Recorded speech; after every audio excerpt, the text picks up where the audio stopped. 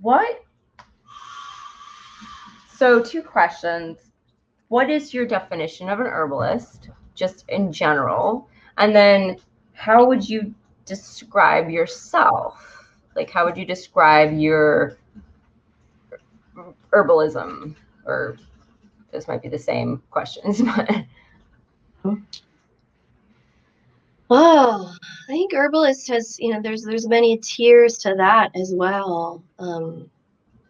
Someone who is engaged with learning the medicinal properties of plants, but that could be someone who is a backyard herbalist just for themselves. That could be like they're the family herbalist, so they're making blends for their family, their aunt, things of that sort. Then we move more into like a community herbalist who's focused on their immediate community, maybe initially pretty small, just people they know, working with people they know, offering in that way, or maybe on a larger scale into their community. Um, and then we have more clinical herbalists too.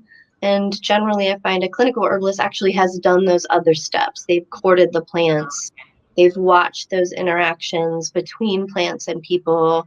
They've worked with people that they're more intimate with so that they actually are getting, hopefully, a more direct conversation with them about how the plants are affecting them. Because sometimes with clients, they're not always giving you as much information, but if it's someone that lives in your house, then you know, like, oh, I gave them this and I did see these changes. Or if it's a good friend and they're like, that gave me headaches. Oh, well, that's the opposite effect.